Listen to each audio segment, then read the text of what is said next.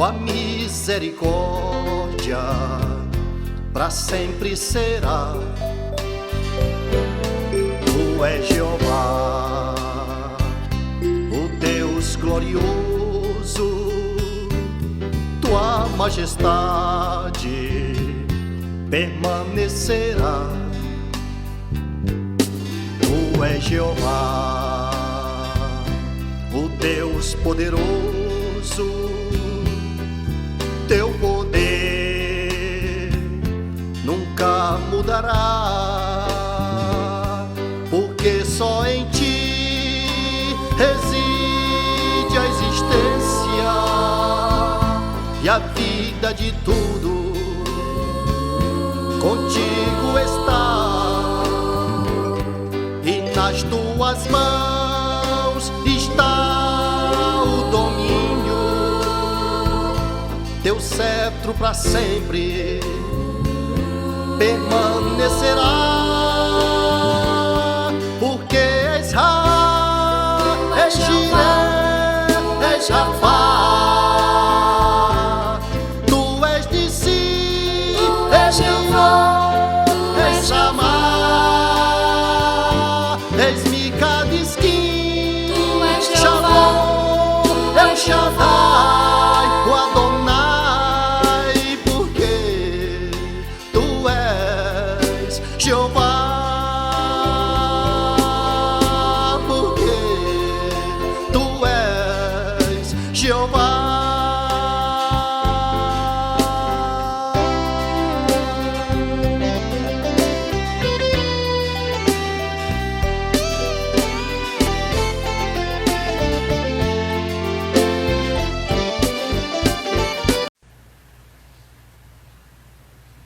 Eu quero cumprimentar a todos com a paz do Senhor Jesus Cristo.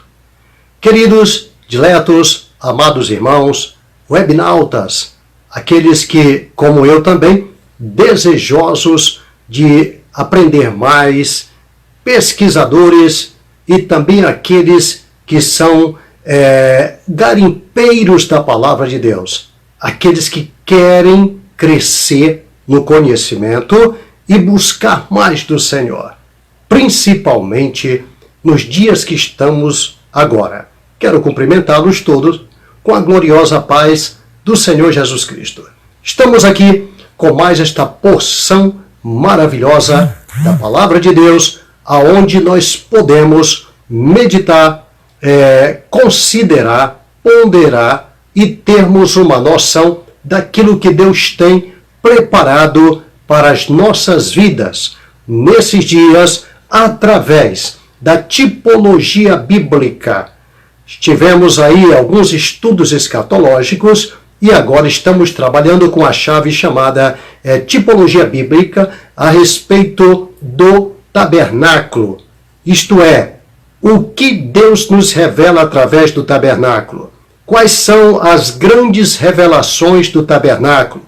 Qual o propósito de Deus em mandar fazer um tabernáculo? Para que o tabernáculo? O que significa? E por que aquele modelo? Também por que as dimensões e também as separações, divisões, etc. E que Deus havia dito a Moisés que tivesse cuidado para fazê-lo conforme o que ele havia mostrado no monte. Deus ainda usa esse termo. Cuida-te de que faças conforme te foi mostrado no monte. Como se ele dissesse, nada diferente daquilo que é o verdadeiro. Assim acontece também conosco. Paulo escrevendo dizia, nada façais por parcialidade. Isso é importante, que sejamos uma cópia do verdadeiro. Isto é, do Senhor. Somos sua imagem e semelhança. Assim fomos criados. Queridos, nosso assunto é um tanto extenso, por isso é bom termos cuidado com o tempo. Vamos então já começar para não deixarmos nada pendente. É muito importante que possamos meditar na nossa live de hoje o nosso assunto tão importante com esse tema as grandes revelações do tabernáculo. Hoje, em especial, nós teremos mais um ponto relevante e não devemos esquecer, como eu tenho dito, cuidado com as últimas 3 apresentações sobre o assunto, porque é de muita importância. Por exemplo, próxima live, a outra, nós já encerramos este assunto. Porém, onde tem as partes mais importantes para nos refletirmos em nós mesmos. Quer dizer, trazer à baila, focar em nossa direção e entendermos o que é que nós estamos sendo e o que o tabernáculo é em nossas vidas e em que lugar nós ocupamos no tabernáculo. Você precisa saber que lugar você ocupa hoje no tabernáculo. Quem é você hoje no tabernáculo? Porque o tabernáculo existe e isso é muito importante para nós. Será que nós estamos no tabernáculo? Será que estamos dentro, nos átrios, no santo ou no lugar santíssimo? Isso nós precisamos descobrir e vamos descobrir através das próximas lives. Hoje nós estamos com o segundo, esse ponto importante que diz: quem pode entrar no tabernáculo? Quem podia entrar na época? Quem pode entrar hoje? Isso é de grande importância para nós. Quem pode entrar no tabernáculo? Será que qualquer um pode entrar? Qualquer um podia entrar? Qualquer um poderá entrar? Esses assuntos são de grande relevância para nós. É através dele que nós vamos nos encontrar, nos adentrar a esse assunto e dizer: eu estou em determinado lugar. Eu faço parte de uma determinada colocação. Ou eu sou um vaso no tabernáculo. Nós somos vasos de Deus. Então vamos lá, vamos entender. O que nós temos hoje, eu vou repetir o versículo de Êxodo, capítulo 27, o verso 9 e o verso 11, para entendermos, que é para depois nós sabermos quem pode entrar no tabernáculo. Vamos lá. Êxodo 27, 9 diz assim: farás também o pátio do tabernáculo ao lado do meio-dia, para o sul. O pátio terá cortina de linho fino, torcido. O comprimento de cada lado será de 100 côvados. Assim também, do lado norte, as cortinas na longura serão de 100 côvados do comprimento, e as suas 20 colunas e as suas 20 bases serão de cobre. Os colchetes das colunas e as suas faixas serão de prata. Isso é importante para nós. Então nós temos aqui a cerca, a parte externa. E não esquecendo que Deus, quando fala com Moisés, ele começa de dentro para fora e não de fora para dentro. Ele não fala das cortinas primeiro, ele não fala das cortinas da cerca, ele não fala de altura, nada disso, nem das bases, nem das colunas. Ele começa falando da arca. Ele vem de dentro para fora, do lugar santíssimo ao lugar santo e até chegar ao átrio. Então entendamos uma coisa: o Senhor fala de dentro para fora e não de fora para dentro, como se ele estivesse dizendo: eu vou ter que sair daqui em busca dos meus. Quando o véu é rasgado lá na morte de Jesus no Calvário, então, rasgado o véu, Deus agora sai de dentro do tabernáculo e vai em busca dos homens, a quem ele tanto ama e fez a sua imagem e semelhança. Por isso ele diz: eis que estou à porta e bato. Se alguém ouvir a minha voz, abrir a porta, entrarei em sua casa, cearei com ele e ele comigo, diz o Senhor. Então ele sai agora e vai em busca. E ele continua. Ele já saiu há 2000 anos atrás e continua em busca, batendo de porta em porta. Bateu um dia na minha e eu abri a porta. E aqui estamos nós num poderoso banquete, algo tremendo, que é o que Ele prepara para as nossas vidas, alegrando assim as nossas almas, com a salvação, ou a alegria da salvação, que é aquela que Davi disse, torna-me dar a alegria da tua salvação. Amém? Vamos adentrar então, para nós compreendermos melhor o porquê da cerca e depois entendermos quem pode entrar no tabernáculo. Será que eu e você estamos nele? Será que fazemos parte? Podemos entrar num lugar desse tão santo? Vamos entender agora. A unção e a aspersão. A Bíblia também fala da unção e da aspersão do tabernáculo e diz, só foi enchido de glória o tabernáculo depois de ter sido ungido. Ele foi ungido para depois ele ser enchido de glória. Então a primeira coisa que ele recebeu foi a unção, a aspersão. Ele foi ungido com azeite primeiro, o tabernáculo, e depois de ungido com azeite, o sacerdote Arão, que era o sumo sacerdote na época, ele molha o dedo no sangue e agora ele asperge também 7 vezes na direção do tabernáculo e joga na parte da entrada do tabernáculo. O que quer dizer isso? Primeiro ungido com azeite e agora ele aspergido com o sangue. Até então, o tabernáculo continua sendo o corpo de Jesus. Ele foi primeiro ungido no início do seu ministério. No momento do batismo, o céu se abriu e desceu sobre ele o Espírito Santo na forma corpórea de uma pomba e ungiu o Senhor. Quando você lê Atos capítulo 10, você encontra Simão Pedro pregando na casa de Cornélio e dizendo que ele estava falando acerca de Jesus, que foi ungido com o Espírito Santo e andou fazendo o bem e curando todos os oprimidos do diabo. O que quer nos dizer isso? Que Jesus foi ungido primeiro com o Espírito Santo e depois ele aspergiu lá no Calvário o seu próprio sangue, aspergiu o seu próprio corpo. Ali ele estava prontinho, santificando o tabernáculo para que nós pudéssemos ministrar nesse tabernáculo que é o corpo espiritual do Senhor Jesus. Então, creio que você está começando a entender.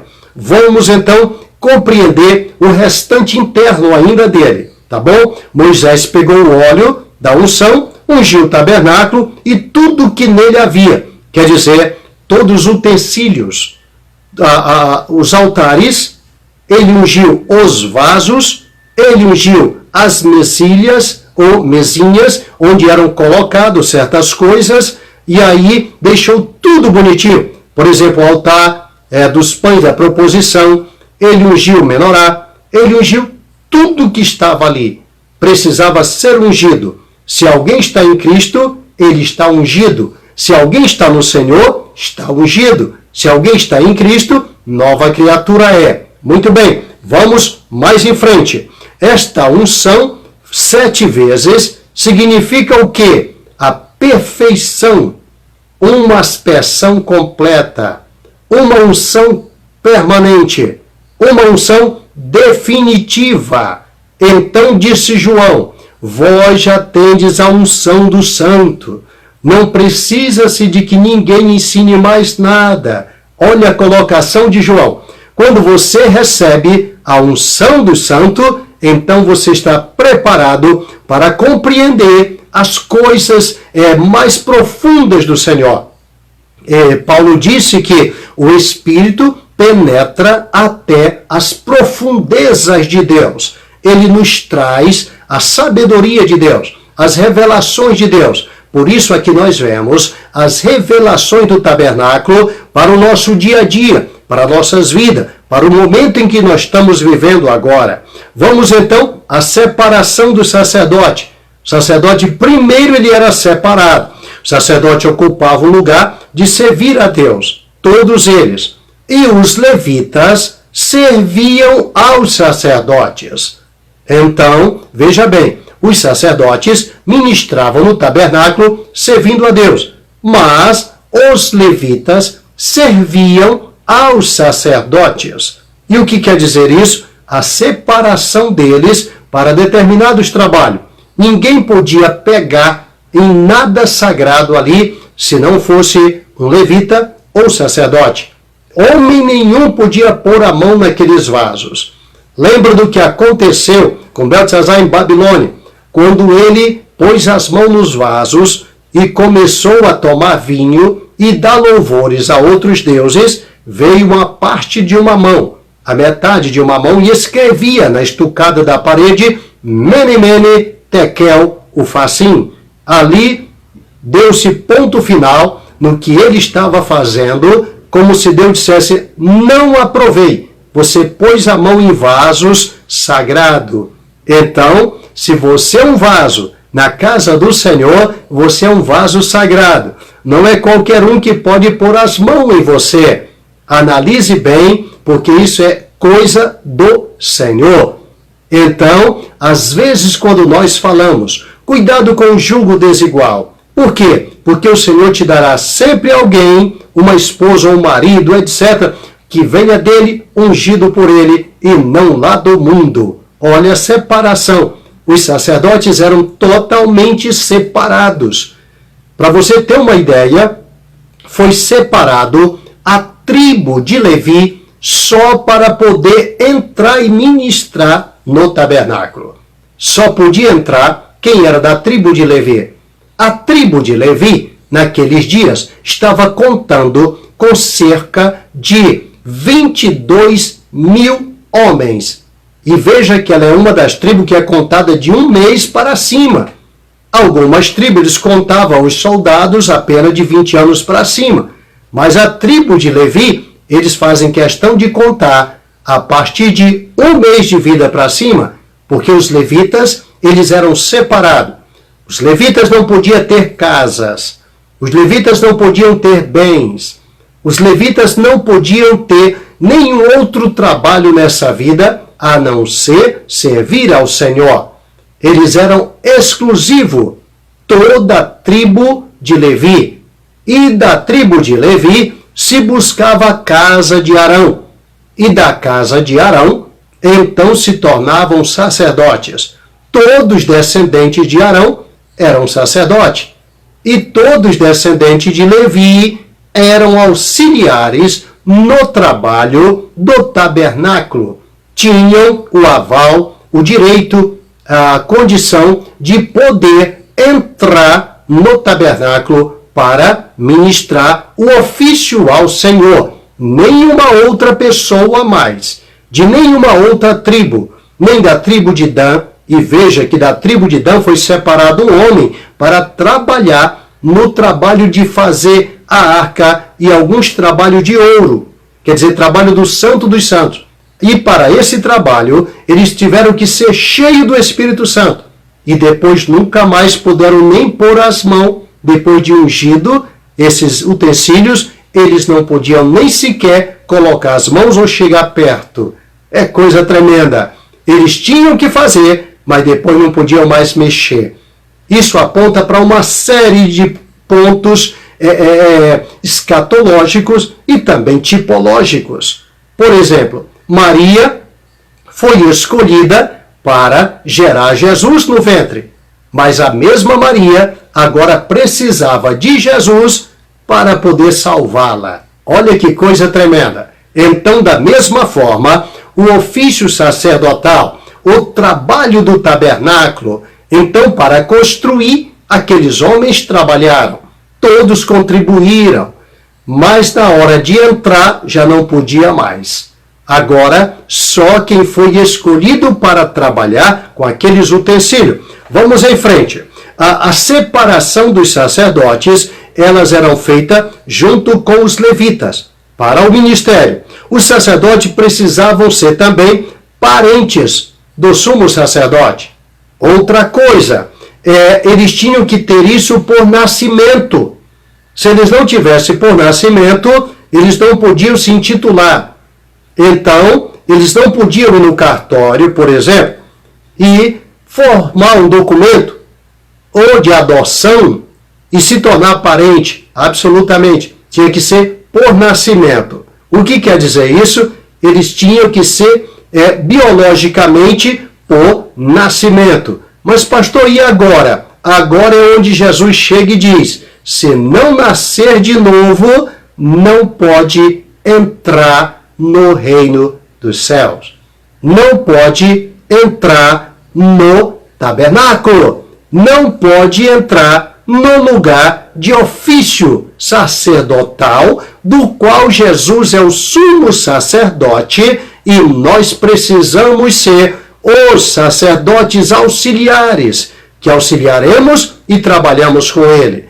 Portanto, agora, nesse momento, Jesus está sentado à direita do Pai e intercede por nós, à direita do Pai, como sumo sacerdote. E nós, como sacerdotes, intercedemos pelos homens.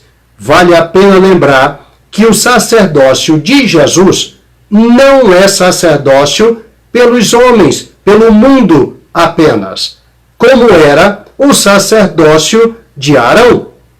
O sacerdócio de Jesus é diferente. Ele diz: Pai, não te peço pelos que estão no mundo, pelo mundo, porque esses aqui eu te peço por eles. Eles não estão no mundo, como eu também do mundo não sou.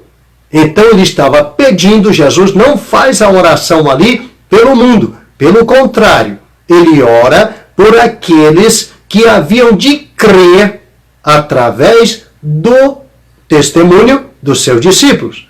Olha como ele ora e nunca pelo mundo. Diz: Pai, não te peço pelo mundo, te peço por estes que estão aqui. Isso quer dizer que o sacerdócio de Jesus, o tabernáculo, era um trabalho, é um ofício sacerdotal para aqueles que são chamados ao reino dos céus. Vamos então mais em frente para entendermos. Os sacerdotes eram também constituídos em favor dos homens, que é o caso daquele tempo. Mas para serem constituídos a isso, o que eles tinham que fazer? Trabalhar, ministrar perante o Senhor com as suas vestes, com os seus utensílios próprios, particulares, para poder o Senhor recebê-los. E aí o que acontecia? Tinha que ter um preparativo.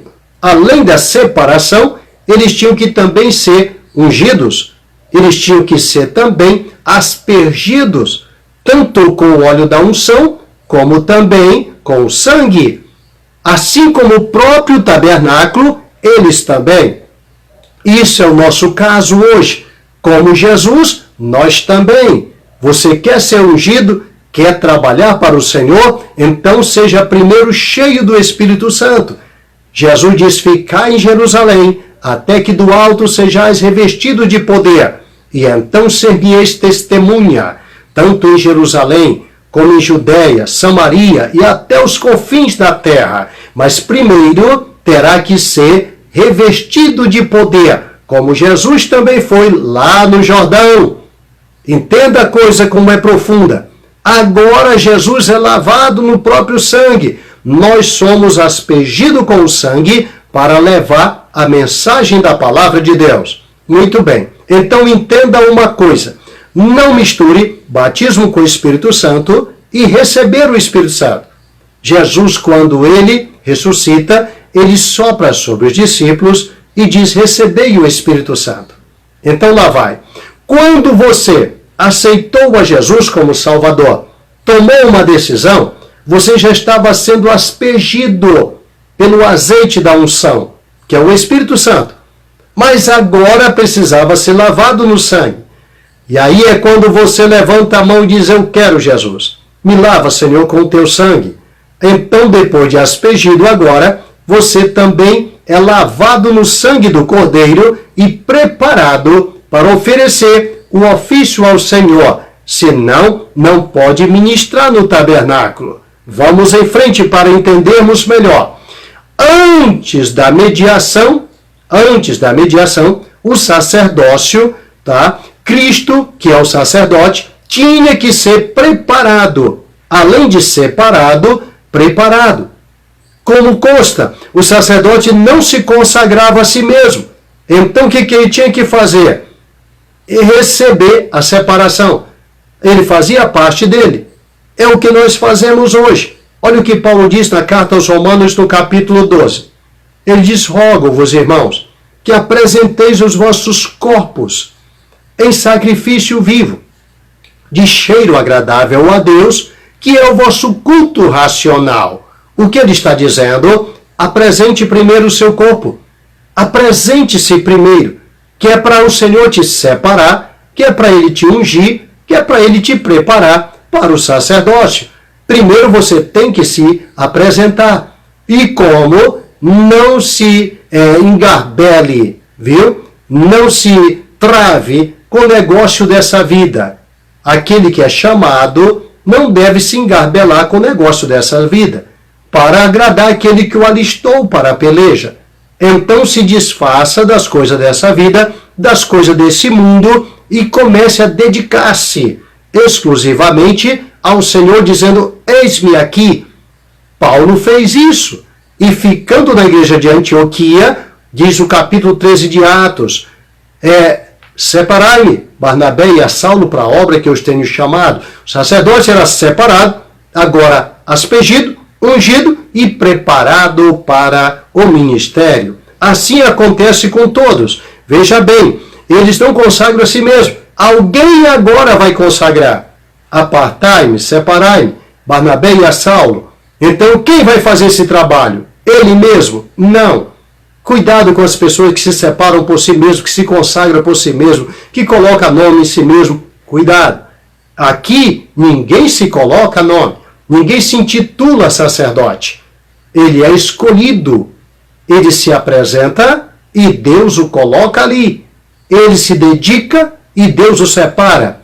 Entenda agora, muitos são chamados, mas poucos escolhidos. Aleluia! Eu creio que você deve estar entendendo. Vamos em frente. O sacerdote tinha que ser primeiro lavado com água. Antes de qualquer coisa, antes de ser ungido, aspergido, ele era lavado com água. Percebeu que Jesus, antes de morrer, ele, na última ceia, ele lava os pés aos discípulos. E quando Pedro diz: me lava as mãos e os pés também, a cabeça, ele diz: aqueles que já estão lavados não precisam mais tomar banho, Simão. Ele diz: vós estáis lavado pela palavra que eu vos tenho dito. O que é isso? Não saia por aí ministrando sem antes ser lavado. Você precisa da palavra. Você precisa se banhar com a palavra. Você precisa estar cheio da palavra. Você precisa conhecer a palavra. Precisa ter um preparativo teológico. Se encha da palavra. E não somente se encher. Cumprir também a palavra. O que quer dizer isso? Jesus diz: vós estáis lavado pela palavra que eu vos tenho dito. Aí ele mesmo diz: nem todos. O que ele estava dizendo com isso? Judas não estava.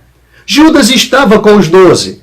Ele ouvia a mesma palavra, ouvia o mesmo Jesus, mas não cumpria o que estava na palavra.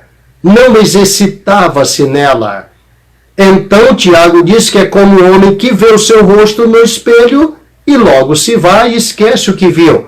Então seja um cumpridor da palavra. Sem isso, você não foi lavado. E se não foi lavado, aleluia, não pode também assumir o ofício sacerdotal. O sacerdote, ele representa os homens diante de Deus. Ao passo, já ensinei isso aqui anteriormente, ao passo que o profeta, ele representa Deus diante dos homens. Ele fala de Deus para os homens, enquanto que o sacerdote fala dos homens para Deus. Isso é muito importante. Jesus veio aqui como sacerdote. Ele subiu, assentou-se à direita do Pai, agora com outro ofício. Então ele veio de lá com o ofício sacerdotal, assumiu a posição de profeta de Nazaré da Galileia, porque o ministério profético dele vem desde Gênesis, vem desde o paraíso até a cruz. Dali em diante, ele assume uma posição de sumo sacerdote, segundo a ordem de Melquisedeque, da qual nós também somos sacerdote. E esse é o único sacerdócio com juramento, diz a palavra de Deus. É muito importante isso. Mas se nós pararmos aqui, não vamos entender o restante, tá bom? Ele tinha que ser lavado com água, seja primeiro lavado. O uso dos sacerdotes, os seus utensílios também. Ele tinha suas vestes sacerdotais. Por exemplo, Arão foi primeiramente ungido, quer dizer, lavado, depois ungido, e agora colocou-se as vestes em Arão. Senão não podia trabalhar e ministrar. Deus queria vestes especiais no sacerdote, diferenciado de todos os homens. Ele quer vestes em mim e em você, diferenciadas de todos os homens. Não pode ser igual aos demais. Eu não estou falando aqui de vestes externas, estou falando de vestes espirituais, meu querido. Senão nada feito. Entenda, a ação do sumo sacerdote era esta. Estes homens usavam as vestes e a orelha direita tinha o sangue, o polegar direito e o polegar do pé também, para poder chegar diferenciado perante o Senhor. Senão não era aceito pelo Senhor. Então, entenda, eles além disso comiam comidas especiais. Nós também comemos comidas especiais. Se você não é digno de tomar Santa Ceia, não saia por aí ministrando perante o Senhor. Tem que comer os pães da proposição. E os pães da proposição eram colocados a cada sábado. Eles eram trocados, comidos pelos sacerdotes, só eles podiam comer. E depois eles ministravam, trocavam e deixavam os outros ali perante o Senhor. Não somente isso, mas eles eram os únicos que podiam receber as coisas sagradas, consagradas a Deus, das mãos do povo e comê-las. Primeiro elas eram consagradas a Deus, depois o sacerdote comia. O que quer dizer isso, pastor? Se Deus não te escolheu para ser um sacerdote, não saia por aí, como muitos fazem, recolhendo ofertas, dízimos e outras coisas consagradas a Deus e usando, porque você não foi chamado, não foi consagrado, não foi escolhido por Deus, não foi aspergido e não tem vestes sacerdotais para poder ministrar perante o Senhor. Então não é dado direito. Era só os sacerdotes podiam comer aquelas coisas consagradas ao Senhor. Em suma, as ofertas do povo consagradas ao Senhor. Ninguém mais podia comer, somente a família deles. Os levitas podiam. Algumas partes, somente os sacerdotes. Outras partes, os levitas podiam também comer. Então veja que há uma escala. Existe também uma escala hoje na igreja. Não é para todos. É somente aqueles que são chamados. Somente aqueles a quem o Senhor determinou. Isso não mudou, porque o tabernáculo é a igreja. Hoje é o corpo de Cristo. O corpo de Cristo é a igreja. Entenda muito bem. Vamos lá.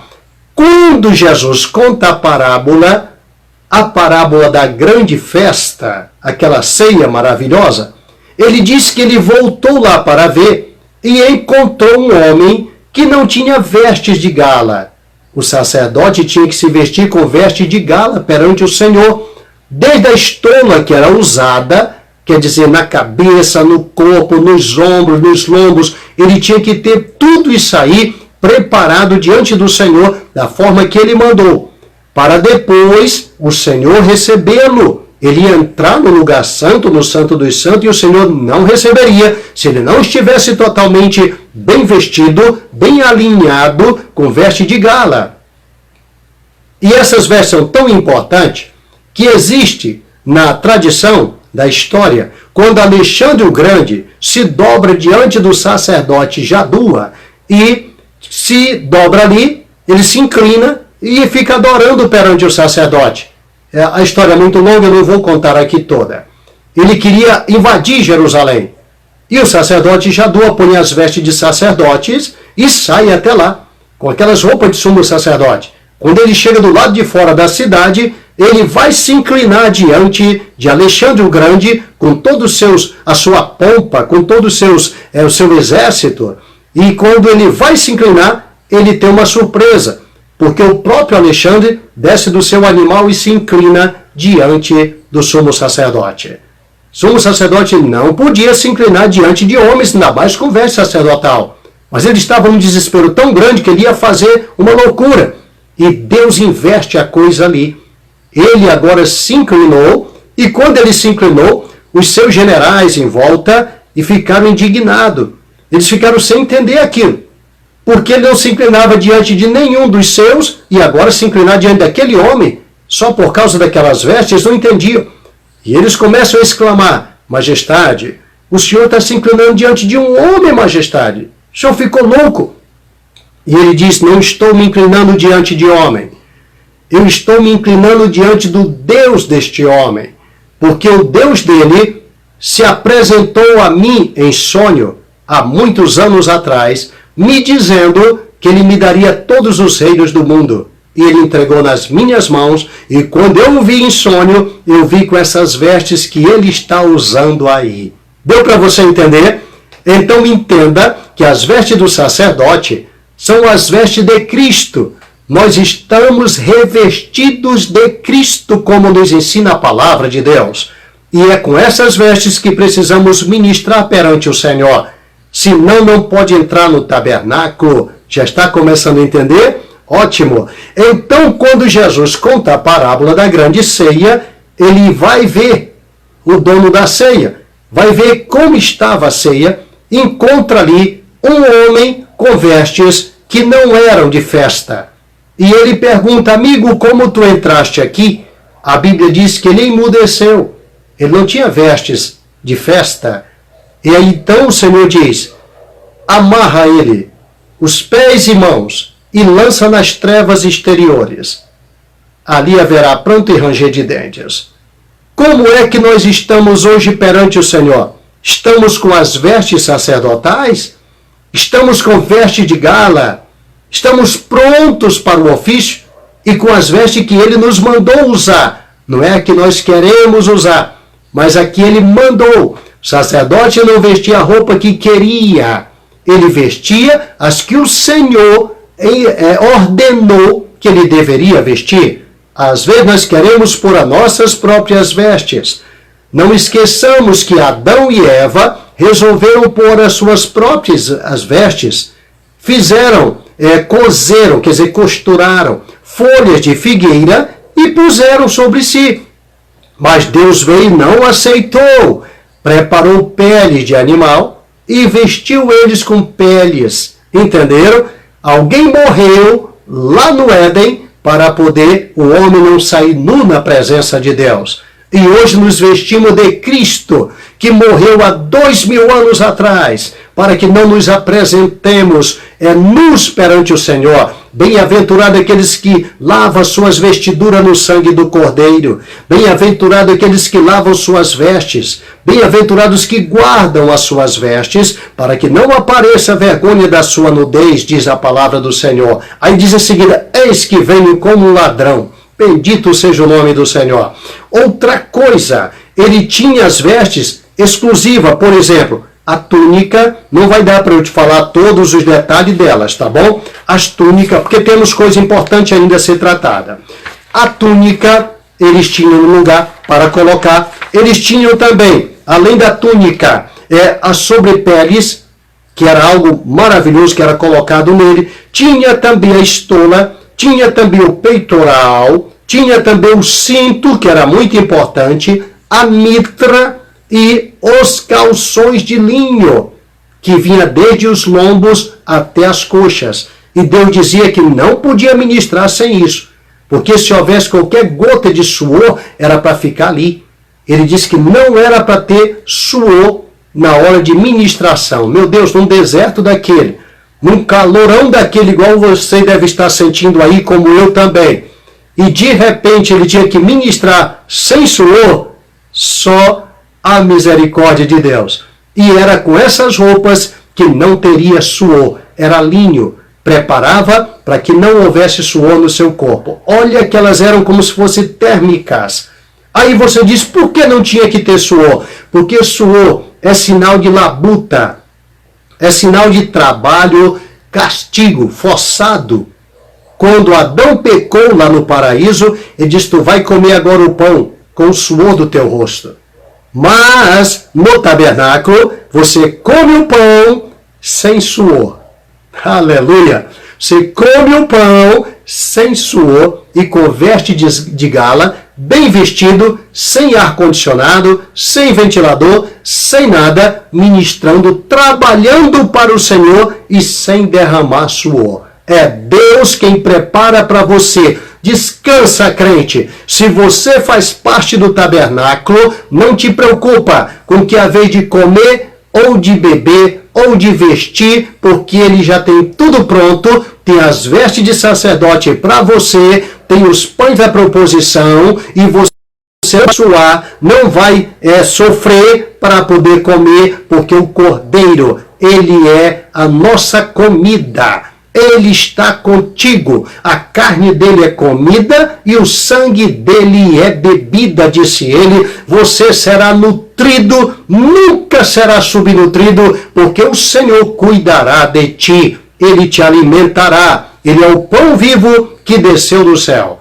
Então essas vestes apontavam para o preparativo do sacerdote para poder se apresentar perante ao Senhor. Mas eu queria citar mais algo importante para você. Isso aqui é apenas para o ofício.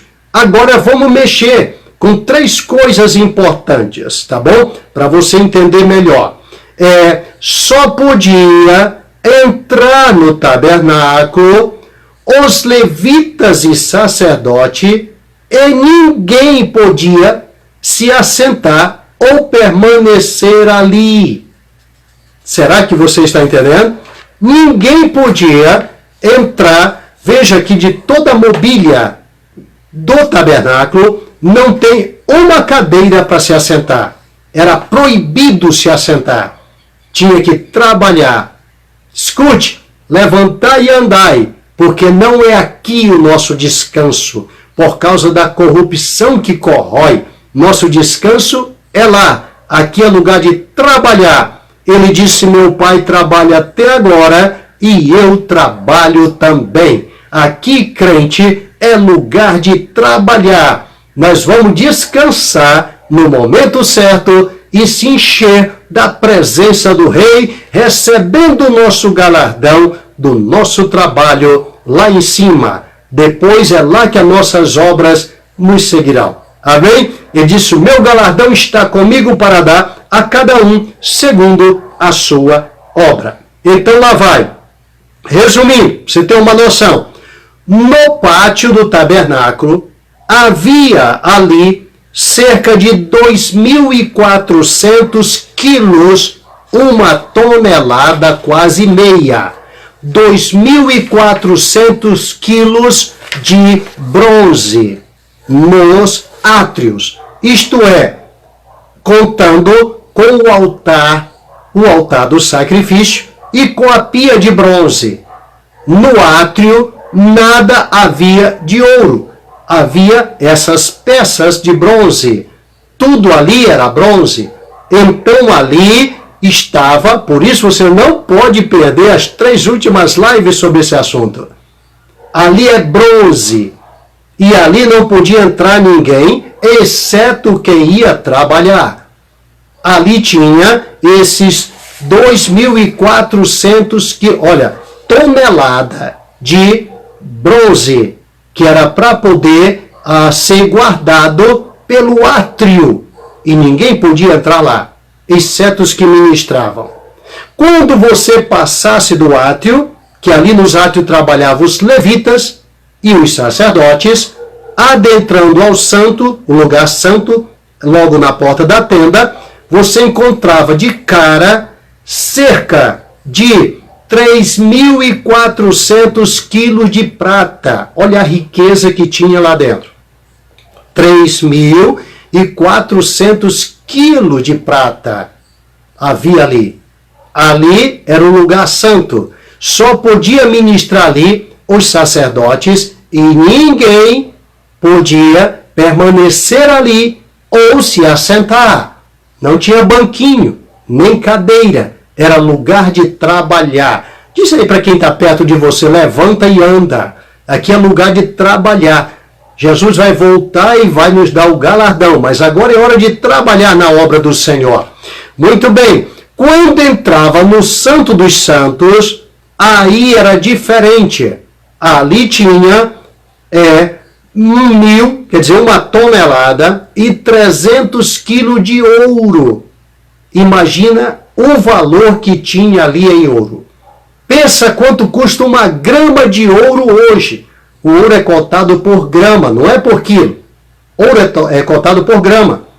Prata, bronze é por quilo, mas o ouro é por grama.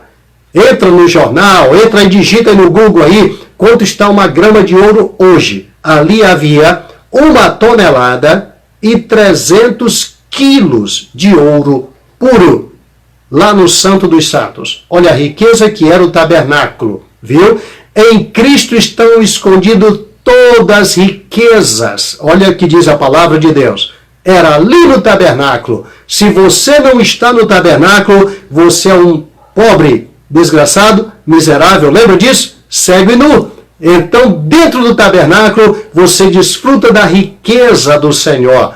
É ali que está a maior riqueza. Agora você entende porque ele diz: aconselho que de mim compre ouro provado. No Santo dos Santos tem ouro puro, ouro provado, para mim e para você. E quem está em Cristo não é pobretão. Se você puser a mão no bolso hoje e não tiver nenhum centavo, não quer dizer que você não é um servo de Deus não, viu? Cuidado com os ensinamentos que dão por aí, que você tem que ter os bolsos cheios de dinheiro, que tem que ter o melhor carro, melhor casa, melhor isso, mais riqueza, mais isso, mais aquilo. Esquece isso. Você pode pôr a mão no bolso, não tem um centavo. Tinha dia que Paulo só carregava corrente, acorrentado, sem um centavo. Até para pagar o aluguel da casa em que ele morava em Roma, os filipenses tiveram que mandar dinheiro para ajudar. Olha que situação. Jesus, ele nasce numa manjedoura. Então, imagina, só que não esquece uma coisa. A minha Bíblia diz assim: eu sei a tua pobreza, mas tu és rico. Sabe por quê? Porque você está em Cristo. Se você está em Cristo, você está no tabernáculo. No tabernáculo é lugar de riquezas. É ainda que você não tenha nada de si, mas você pertence ao tabernáculo. É lugar de riqueza. Você é rico. Pode não ter nada aqui, mas a tua riqueza é grande. E outra coisa, teu nome está lá na Jerusalém Celestial. Só a cidade, as ruas de ouro e de cristais. Imagina, ali é o teu lugar. Teu lugar é lugar de riqueza. Você é rico. Aqui pode não valer nada, mas tem um grande valor. Muito bem, então lá vai. Para entrar nesses lugares, somente essas pessoas. Então, no lugar santo, só podia entrar ali os sacerdotes e ninguém podia permanecer com toda aquela prata que simboliza salvação, o preço do sangue derramado. Quando você chega no Santo dos Santos, só o sumo sacerdote podia entrar ali uma vez por ano. Mais ninguém. Não podia permanecer ali e nem também se assentar. Não tinha banquinho, não tinha cadeira, não tinha nada disso. É lugar de trabalho. E só uma vez por ano. Olha que lugar tremendo. Ali se apresentava o Shekinah da glória de Deus, que nós costumamos dizer, viu? Essa palavra Shekinah, se você procurar mesmo, talvez até no hebraico, não vai encontrar. É uma forma formada por homens para descrever a grandeza da glória de Deus que se manifestava ali, através do tabernáculo. Vamos em frente. Para você entender melhor, uma pequena observação somente de resumo para você. Lá vai. O que nós podemos entender daqui? Para haver por haver uma escala para os sacerdotes ministrar, não era qualquer dia que ele entrava lá no Santo dos Santos, nem então qualquer dia que entrava no lugar santo. Não. Havia uma escala para entrar no lugar santo e no Santo dos Santos, e até mesmo para ministrar ali logo na entrada dos átrios, que era feita escala. Se você tem uma escala na sua igreja, que a maioria das igrejas faz escala para tudo. Escala para você trabalhar, escala de diáconos, escala de obreiros, de cooperadores, para ministrar no templo. Isso é normal hoje. Isso tinha no tabernáculo. E cuidado com a tua escala. Ah, mas eu estou cansado, cheguei cansado do trabalho, estou quebrado, não posso ir trabalhar hoje. Cuidado, isso é muito sério. Porque todos os sacerdotes no passado chegavam muitas vezes cansados, mas iam. Jesus mesmo cansado, ele ministrou. E nós também. Então, cuidado com o cansaço para Deus. Nada justifica. Está na tua escala, tudo que te vier a mão para fazer, faz conforme as tuas forças. Diga ao fraco, eu sou forte. Nada de canseira. Deus quer te ver você totalmente disposto para a obra dele. E nunca se queixando de canseira. Você faz tudo, trabalha em todos os lugares, mas quando é para Deus tem dificuldade. Trabalhei o dia todo, estou cansado. Fiz trabalho material, não posso ir ao culto, não posso isso, não posso aquilo. Sabe o que quer dizer isso? Pessoas que não estão aptas para a obra, não servem. Se o pai de João Batista tivesse tido canseira, no dia que tinha que ministrar, não teria encontrado com o anjo de Deus, o anjo Gabriel, que anunciou que a sua esposa ia dar à luz a um filho e chamaria-se João. Entendeu agora? Era a escala dele estar lá para ministrar no templo. Tabernáculo tinha também a escala. E por haver essa escala, acontecia algo tremendo, vou já lhe dizer, para a ministração. Por isso, alguns sacerdotes só entravam ali uma vez na vida. Entendeu agora? Pensa bem, a tribo de Levi, ela tinha cerca de 22 mil homens, todos eles separados, exclusivo para o trabalho do tabernáculo. Imagina, vai sobrar espaço. O que quer dizer isso? Tinha gente que queria uma partícula para trabalhar. E às vezes você diz, se eu parar de fazer tal trabalho, a obra de Deus para. Para com isso. Deus fabrica levitas. Deus fabrica pessoas para assumir o meu lugar e o teu lugar. Deus não é dependente nem de mim e nem de você. Ele tem milhares de Salomão por aí para trazer esse estudo para você se eu me recusar a fazer. Ele tem milhares melhor do que pastor Salomão. Tem homem de Deus na terra muito melhor do que pastor Salomão, ministrando por aí. E ele pode usar para trazer isso aqui se eu me achar a última bolacha do pacote, não é assim? O último copo da Coca-Cola que eles costumam dizer nesse calor, não é? Então, lá vai. Às vezes ele era uma vez entrava e nunca mais por causa da escala. Aquela escala só se repetia depois de muito tempo, porque era muita gente para trabalhar. E aí ele entrava hoje e não podia entrar mais. Desejoso aguardava entrar na escala, mas a nova escala não o incluía.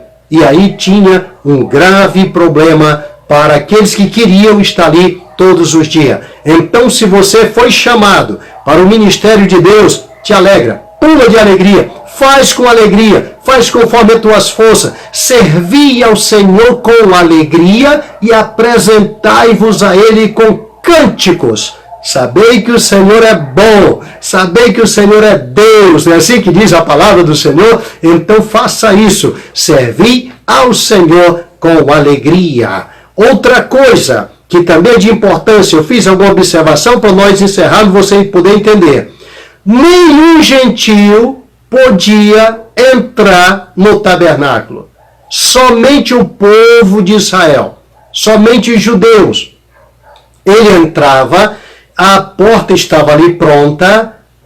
Costuma-se dizer, algumas pessoas, de uma forma muito engraçada, eu gosto de meditar nisso, que alguém ia andando e quando ele passava ao lado da tenda, porque não podia se chegar ali, senão morria. Ele chegava até ali, parava na porta, olhava para o sacerdote e o sacerdote dizia, entre. ele entrava. O que houve com você? Ele gaguejava e dizia, eu pequei. Certamente Deus vai me castigar. O sacerdote dizia, sim, vai mesmo. Mas você veio no lugar certo. Entre. Trouxe o sacrifício? Sim, senhor, eu trouxe aqui o meu. Aí mostrava o cordeiro, mostrava o animal que ele trouxe. O animal chegava até perto do altar, ele colocava a mão sobre a cabeça do animal e entregava ao sacerdote. O sacerdote fazia o serviço e ele voltava dali e se ia embora. Aquele gesto, ele estava dizendo, Deus, ele vai morrer no meu lugar. Ele vai morrer por mim. Porque se eu morrer, eu não volto para te adorar. Então, Deus havia permitido isso. Até o dia em que o Cordeiro de Deus, que tira o pecado do mundo, porque o pecado só era coberto, se apresenta e chega até o Gólgota. A Bíblia diz que tudo que era oferecido era para ser queimado depois, o que restava, fora do arraial. Queimava a pele, queimava os chifres, queimava tudo isso fora do arraial. Então o que acontece? Eles pegam Jesus e matam fora de Jerusalém. Diz ainda a carta aos Hebreus, ele morreu fora de Jerusalém, provando que ali estava sendo feito o sacrifício perfeito. Então entenda uma coisa, ninguém podia entrar, ninguém podia trabalhar ali. Ele chegava até para entregar sua oferta e somente judeu. Se fosse um gentio, não podia entrar, impossível entrar no tabernáculo. Aleluia! Dá para você entender? Aí você diz, tinha que ser judeu? Sim. Agora você entende por que Jesus disse à mulher samaritana, mulher, nós adoramos o que sabemos. Vocês adoram o que não sabeis. Aí Jesus diz em seguida, porque a salvação vem dos judeus. Então, ame o povo judeu. Ore pelo povo judeu. Foi ali o povo que Deus escolheu para nascer o seu único filho e entregar ao mundo para que todo aquele que nele crê não pereça, mas tenha a vida eterna. Muito bem. Nenhum gentio podia entrar. E se entrar, tinha que nascer de novo. Lembra disso? Então, eu e você éramos gentios. Não podíamos entrar, tinha que nascer de novo para poder entrar no reino do céu. Vamos em frente. Conforme Números, capítulo 3, verso 38, diz que se qualquer estranho chegasse até ali para adentrar, ou próximo às proximidades, tinha que ser morto. Precisava matá-lo. Ele não podia se aproximar do tabernáculo. Só podia morar ali perto só Moisés e a família de Arão. Ninguém mais. Eles faziam suas tendas, armavam, bem na parte de frente para o tabernáculo e bem próxima. Dali só saíam e ministravam. Os levitas adentravam até o pátio e ajudavam. Para lá, só os sacerdotes, sumo sacerdote, mas ninguém podia entrar. Você já está entendendo quem podia entrar no tabernáculo. Muito bem, então vamos mais em frente. Números ainda 38. Para ministrar ali, teria que ser parente do sumo sacerdote. Tanto levita como os sacerdotes eram parentes do sumo sacerdote. Isto é, nascido da tribo de Levi. Então eu e você precisa nascer de novo para poder ministrar no tabernáculo. O que é nascido da carne é carne, disse o Senhor, e o que é nascido do Espírito é Espírito. Se não nascer da água e do Espírito, não pode entrar ali. Você tem que ser parente de Jesus. Jesus nasceu da água e do Espírito. Jesus foi gerado pelo Espírito no ventre de Maria. Jesus foi ungido pelo Espírito. Nós temos que ser o mesmo, gerado pelo Espírito, para poder ser parente de Jesus e entrarmos no seu tabernáculo. Se alguém está em Cristo, nós temos que entrar para dentro dele. Quem come da minha carne e bebe do meu sangue, tem parte comigo e eu ressuscitarei no último dia, diz o Senhor. Ou eu e você nasce de novo, ou não é parente do rei. Não pode entrar naquele lugar.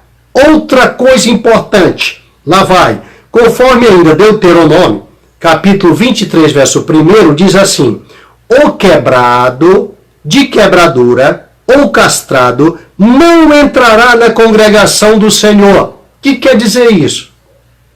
Ainda que você fosse judeu, ainda que você fosse da tribo de Levi, ainda que você fosse da tribo ou da casa de Arão, parente de Arão, irmão de Arão, mas tivesse uma quebradura, uma perna quebrada, um dedo quebrado, uma orelha cortada ou um dedo cortado, você não podia entrar para ministrar. Nenhum quebrado, ele tinha que ter o corpo totalmente sem defeito para poder ministrar, porque ele é semelhante ao Cordeiro. Jesus não tinha nenhum defeito. Jesus não cometeu pecado. Então ele diz: sede santo, porque eu sou santo, diz o Senhor. Está entendendo agora? Quem é que pode entrar no tabernáculo? É quem é santo, porque o tabernáculo é o corpo dele, é santo.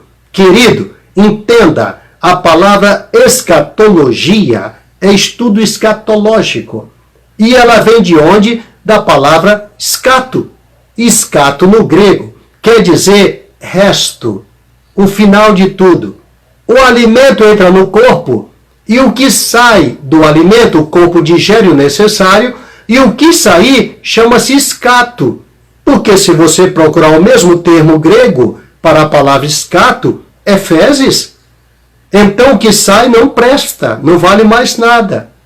Agora entenda, se você entra no tabernáculo e você não vive uma vida em santidade, você é lançado fora. Escato não serve para a obra do Senhor. Entenda mais uma coisa, importante para nós agora. Vamos fazer essa observação.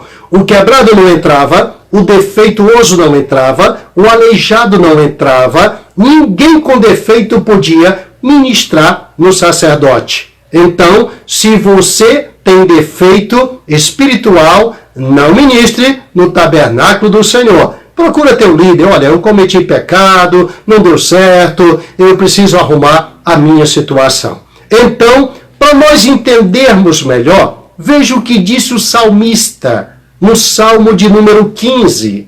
Olha o que diz. Eu guardei esse salmo no meu coração. Eu gostaria que você o guardasse também. Com esse salmo você vai entender toda essa live e vai entender quem pode entrar no tabernáculo.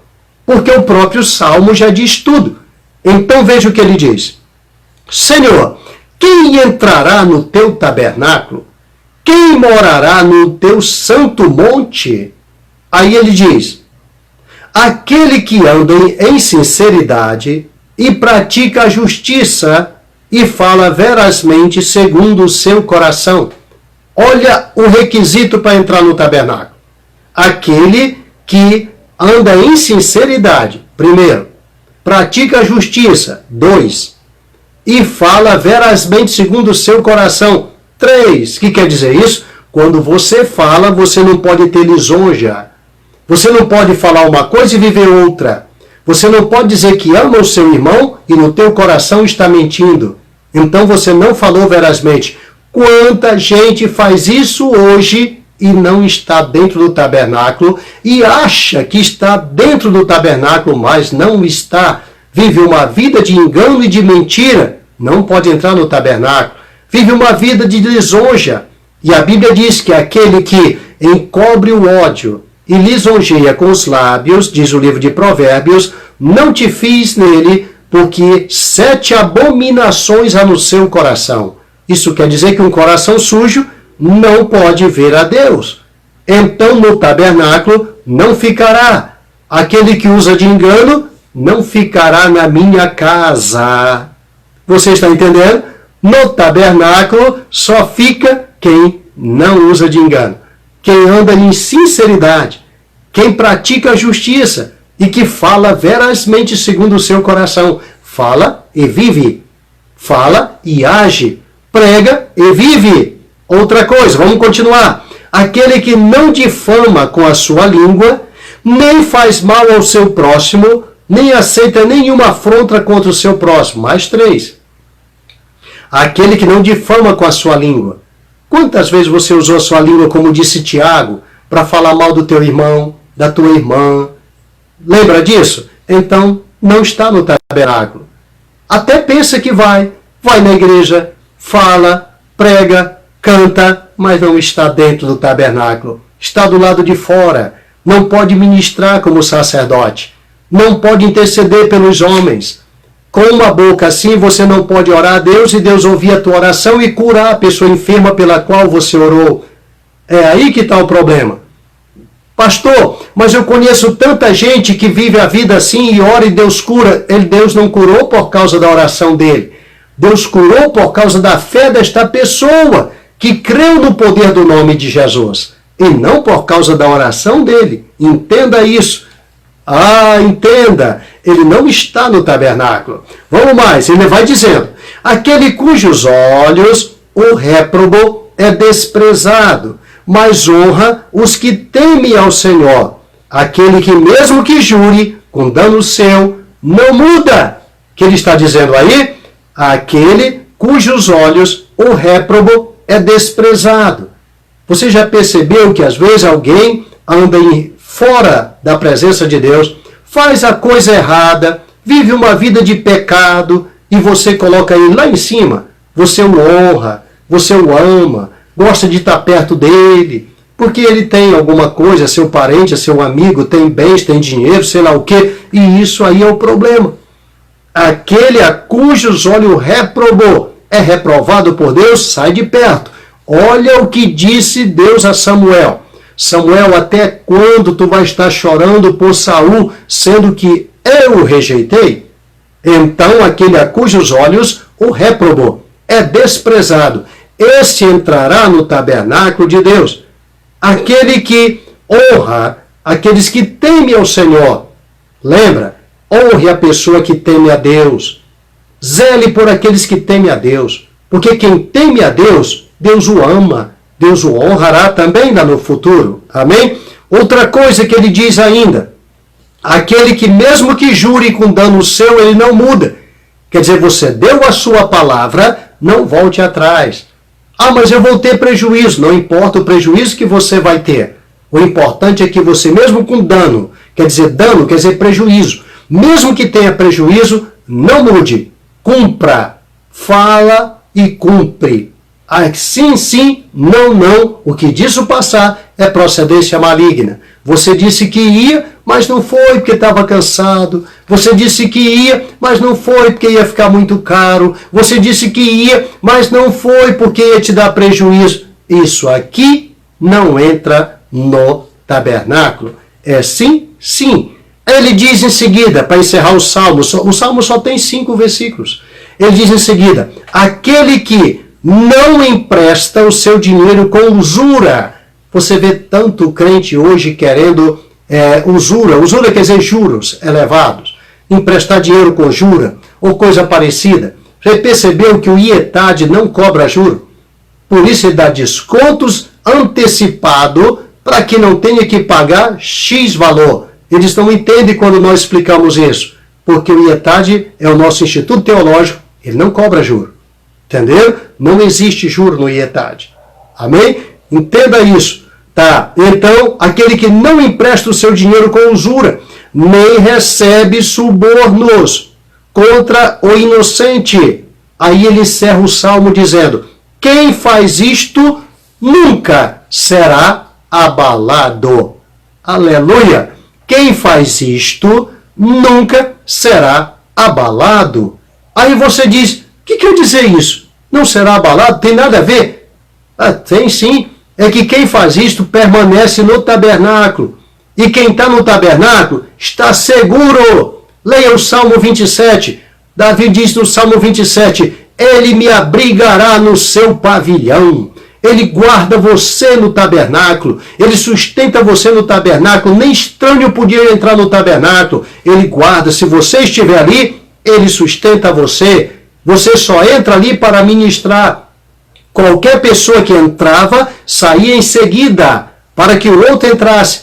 Se um judeu entrasse trazendo oferta, ele tinha que ficar do lado de fora, o outro que chegasse esperando aquele sair, para que ele também entrasse e fosse levar sua oferta, e o sacerdote ia recebendo, mas não podia ter 2, 3 levando oferta. Um entrava e esperava. É assim a lei do tabernáculo. Não pode permanecer ali. Ninguém podia. Sabe por quê? Porque estava apontando para o corpo de Cristo. Nenhum homem podia ficar ali, tinha que ser provisoriamente. Hoje não. Hoje você pode ficar eternamente em Cristo. Nós estamos em Cristo. Não podemos sair dali. Veja que o sumo sacerdote, ele apresentava o seu sacrifício, o sacerdote também, mas para sair do tabernáculo, ele não podia sair com as mesmas vestes, tinha que trocar as vestes, depois levar as cinzas lá fora, voltava outra vez, colocava as vestes. O que significa isso? Com as vestes de lá, não pode sair. Quando você está em Cristo, não saia, não arreda o pé da presença do Senhor. Se não tem que pôr outras roupas para poder ir lá fora. Lá fora é mundo. Aqui dentro é tabernáculo. É as vestes de Cristo. Estamos vestidos do Cordeiro. As vestes de Cristo. Não estamos nus, prontos para ministrar ao Senhor. Só entra no tabernáculo de Deus, só permanece na presença de Deus, só pode ministrar ao Senhor, só pode louvar, exaltar, adorar, se você estiver no tabernáculo, com as vestes do tabernáculo, pronto, ungido, preparado para o tabernáculo. Senão não adianta. Pastor, eu sou levita. Meu filho, nem existe esse negócio de levita hoje nas igrejas. Levita era quem era da tribo de Levi. Esqueça isso. Você é uma pessoa que louva a Deus hoje na igreja, mas para louvar você tem que ter uma vida em retidão com Ele, senão você está cantando, fazendo show como os outros fazem, nada mais, nem sequer sobe para diante de Deus, não se iluda.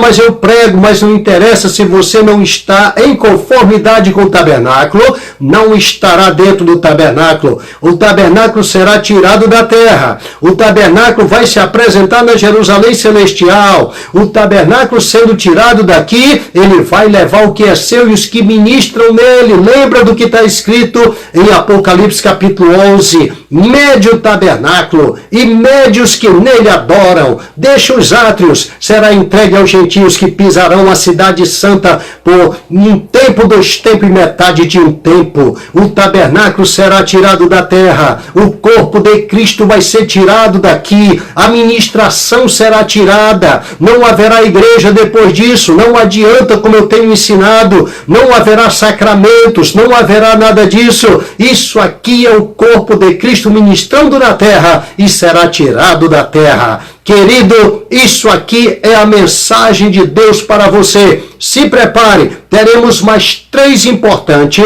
para que você descubra em que lugar do tabernáculo você estará. Nesse momento agora, eu quero encerrar essa live e dizer para você que você é importante no tabernáculo de Deus. Vamos orar. Eu quero orar por você nesse momento. Principalmente você que se sente fora do tabernáculo. Se você cometeu alguma falha, o sangue de Jesus está aqui agora pronto para te purificar e te tornar ao teu lugar no tabernáculo. Feche agora os seus olhos aonde você está. Oremos ao Senhor. Repita comigo estas palavras. Senhor Jesus, neste momento, eu quero te pedir, me lava com o teu sangue, asperge o sangue do Cordeiro sobre a minha vida, sobre as minhas vestes, torna-me ungir com o óleo da alegria, porque eu quero, Senhor, fazer parte do teu tabernáculo. Perdoa as minhas falhas, perdoa os meus pecados, torna-me dar as vestes de sacerdote para ministrar no teu tabernáculo. Senhor Jesus, deixa, só mais esta vez, eu voltar a sentir a alegria da salvação para ministrar dentro do teu tabernáculo. Me lava, Senhor. Me unge, Senhor, porque eu quero ser sacerdote segundo a ordem de Melquisedeque. Eu te agradeço, Jesus, em teu nome, Senhor. Amém. Permaneça com seus olhinhos fechados que eu vou orar por você agora, religando-o no reino dos céus. Ele disse: o que ligar na terra será ligado no céu, e o que desligares na terra será desligado no céu. Vamos ligar agora, ok? Permaneça. Querido e eterno Deus, Criador dos céus e da terra, no nome do teu Filho amado Jesus, na qualidade de sacerdote teu, Senhor, eu quero interceder por esta pessoa que neste momento tem se arrependido dos seus pecados e quer te receber em seu coração e quer ministrar no teu tabernáculo. A tua vontade, Senhor, é que nenhum destes pequeninos se percam. Então eu te peço agora, esparge do teu sangue, unge-o com óleo da alegria e confirma seu nome no livro da vida, Senhor, no livro dos teus sacerdotes, para que ele possa voltar e ministrar no teu tabernáculo. Senhor, confirma agora, enche-o do teu Espírito Santo, para onde ele estiver agora, eu quero que ele sinta a presença do teu Espírito, totalmente limpando o seu interior e perdoando as suas falhas, enchendo de gozo a sua alma, para que ele saiba que tu tocaste nele agora e que esta oração é para a glória do teu nome e que é tu operante nesta live. Eu te peço isto por ele, Senhor, e te agradeço já pela resposta e pela grande obra que tu estás fazendo na vida dele e dela, em nome de Jesus. Cura também toda enfermidade que ele estiver sentindo agora, para que sirva de sinal, para que ele saiba, para que ela saiba que tu perdoaste e que tu resgataste para o teu tabernáculo. Eu te peço isto mais uma vez, em nome de Jesus. Amém. Deus te abençoe, em nome de Jesus.